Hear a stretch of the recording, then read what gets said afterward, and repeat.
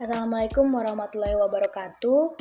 Pada video kali ini, kami dari kelompok 4 yang beranggotakan saya, Ruth Naomi Esther Sitompul dengan NIM F55123057, Juan Pablo Putraku Ganda F55123061, dan Ahmad Mujahid F55123062.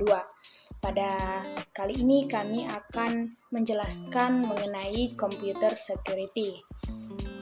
Ini dimulai dari materi yang pertama, yaitu konsep dari computer security itu sendiri. Computer security ini merujuk pada perlindungan yang diberikan kepada sistem informasi otomatis untuk dapat mencapai tujuan yang berlaku dengan mempunyai 3 konsep utama. Yang pertama adalah kerahasiaan, di mana kerahasiaan ini berarti menjamin bahwa informasi pribadi atau rahasia hanya diakses oleh pihak yang berwenang dan menjaga privasi dari individu tersebut. Yang kedua, integritas, yang berarti informasi dan juga program hanya diubah dengan otorisasi yang sah, serta menjamin keaslian dan kepercayaan terhadap sistem dan data. Terus yang ketiga ada ketersediaan, di mana menjamin bahwa data dan juga fungsi sistem tersedia bagi pengguna yang berhak saat diperlukan, serta mencegah adanya layanan yang ditolak oleh pihak yang berwenang. Kemudian masuk pada konsep yang kedua, yakni konsep threat, asset, and attack, atau ancaman aset dan serangan, di mana seperti yang kita ketahui bahwa ancaman itu adalah suatu potensi bahaya yang dapat mengeksploitasi kerentanan. Sedangkan ancaman itu adalah aksi nyata atau suatu tindakan yang disengaja yang dapat mengeksploitasi kerentanan sistem itu sendiri. Terkait serangan aset, dapat pula dibagi menjadi serangan aktif dan serangan pasif, di mana serangan aktif ini berarti suatu upaya untuk memodifikasi atau mempengaruhi sumber daya sistem, sedangkan serangan pasif ini berarti upaya memodifikasi informasi tanpa mempengaruhi sumber daya sistem itu sendiri. Kemudian ada pula jenis dari serangan yang berdasarkan asalnya, yaitu serangan dari dalam atau insider attack. Nah, hal ini biasanya dilakukan oleh orang-orang atau pihak-pihak yang mempunyai akses tetapi menyalahgunakan otoritasnya. Sedangkan serangan dari luar atau outsider attack berarti dilakukan oleh pihak yang sama sekali tidak mempunyai wewenang atau di luar dari sistem. Contoh kasusnya saja yang baru-baru ini terjadi di Indonesia, yaitu Pusat Data Nasional atau PDN Indonesia yang mengalami serangan dari ransomware yang dikenal sebagai Brandkeeper. Nah, dari kasus seperti inilah diperlukan tindakan penanggulangan atau countermeasure, langkah-langkah yang diambil untuk menghadapi serangan yang bisa saja berupa pencegahan, kemudian mendeteksi adanya serangan, lalu melakukan pemulihan. Secara keseluruhan, ancaman keamanan, serangan, dan aset ini saling berkaitan dalam menjaga integritas, kerahasiaan, dan ketersediaan sistem. Oke, dapat kita perhatikan diagram berikut ini. Nah, pada diagram ini terdapat aset sebagai suatu hal yang memiliki nilai bagi user atau pengguna. Aset ini bisa berupa data atau informasi yang penting untuk suatu individu atau organisasi. Kemudian terdapat juga agen ancaman atau threat agent yang merupakan entitas yang bertindak menyalahgunakan atau merusak aset tersebut.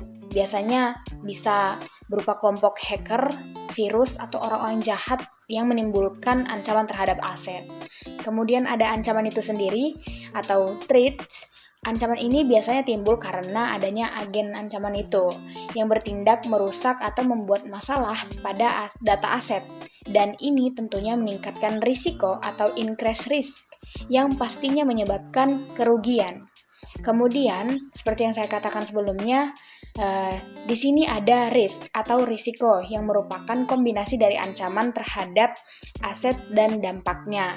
User atau pengguna atau si pemilik aset ini harus melakukan tindakan segera untuk meminimalkan risiko sebagai pencegahan. Nah, Kemudian yang terakhir di sini ada countermeasure atau tindakan pencegahan sebagai langkah untuk melindungi aset dari ancaman, misalnya saja enkripsi atau firewall atau protokol lainnya.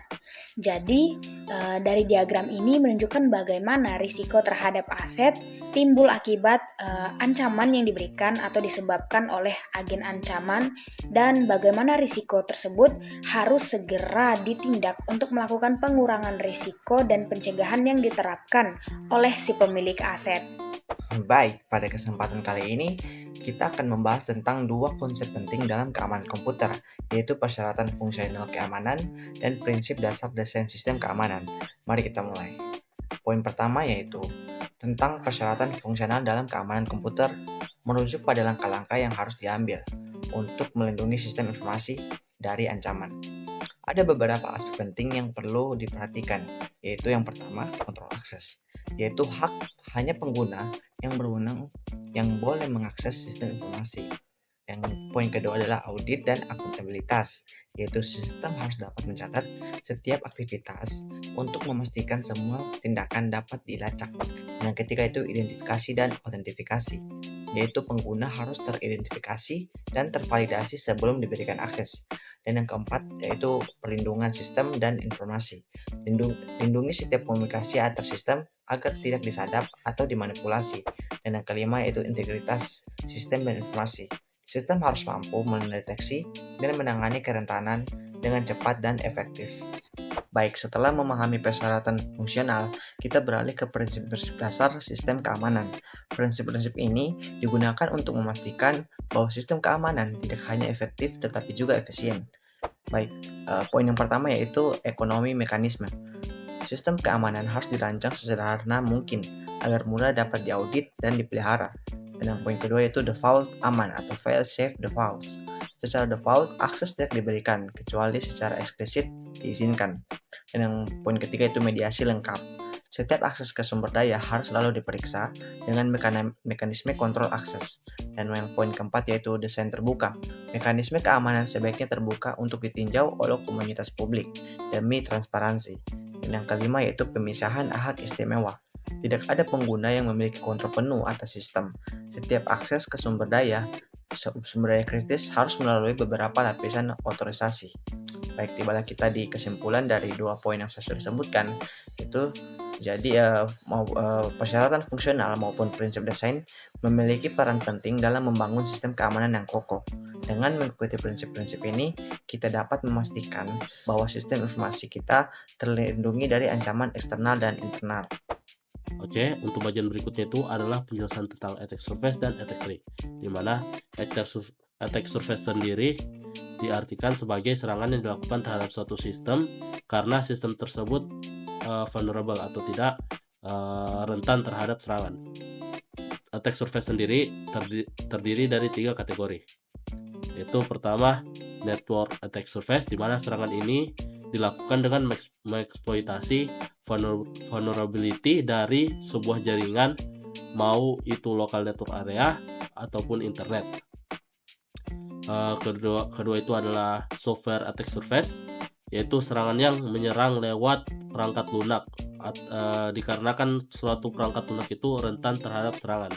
Kemudian yang ketiga adalah human attack surface. Ini lumayan menarik karena yang merupakan serangan yang langsung didapat dari sumber daya manusianya, maupun itu human error, social engineering, ataupun yang lainnya. Salah satu contoh berita yang saya dapat adalah penyerangan pengambilan alih data dari Indodax karena salah satu pegawai pemegang kunci servernya itu melakukan freelance. Nah, serangannya itu dilakukan oleh salah satu orang yang request freelance ke si pegawai Indodax tersebut, sehingga terjadi pencurian data dari server Indodax. Oke, untuk kemudian kita masuk ke attack tree. Attack tree sendiri adalah serangan yang digambarkan seperti sebuah pohon, di mana banyak sekali cabangnya. Serangan ini bisa disebut adalah serangan yang terkonsep. Contohnya seperti gambar berikut. Ketika kita ingin menyerang suatu brankas, Misalnya kita memiliki suatu brankas, kemudian kita memiliki beberapa pilihan di dalamnya. Kita bisa menerobosnya lewat dinding, kita bisa lewat lantai, kita bisa lewat pintunya, ataupun lewat langit-langitnya. Nah, di gambar berikut kita juga dapat membuat akar-akarnya lagi, atau tidak branch-branch dari pohon tersebut. Contohnya, kita mengambil pilihan untuk lewat di sebuah pintu. Nah, di pintu tersebut terdapat lagi beberapa pilihan bagian apa saja yang akan kita serang. Misalnya, kita dapat mendisable bolts-nya atau mencabut bolt-boltnya, kita dapat mematahkan ankle-nya, kita dapat menjebol pintunya, atau kita dapat juga merusak penguncinya, dan kita juga bisa menyisipkan diri kita lewat di antara pintu dan dinding dari brankas tersebut. Oke, mungkin begitu saja untuk penjelasan dari attack surface dan attack tree. Oke, kemudian kita lanjut ke bagian tentang strategi keamanan komputer. Yang pertama-tama sini kita harus mengenal ada 3 komponen dasar yang terlibat secara berurutan dalam strategi keamanan komputer. Yang pertama itu adalah specification or policy, kemudian itu adalah implementation or mechanism, dan yang terakhir adalah correctness or assurance. Yang pertama adalah kebijakan keamanan atau security policy. Di sini para pengembang harus tahu bagaimana mereka ingin mendesain sistem mereka dan harus tahu bagaimana sistem mereka bekerja sebagai keperluan dari keamanan, integrity, dan availability. Dan kemudian tugas dari seorang manajer keamanan harus memperhatikan 4 aspek, yaitu value dari aset yang dilindungi, kedua adalah kerentanan dari sistem mereka, kemudian yang ketiga adalah potensi serangan apa saja yang akan datang, dan kemudian juga harus memerhatikan trade-off dari pertimbangan yang akan mereka buat. Misalnya, yang pertama itu adalah easy of use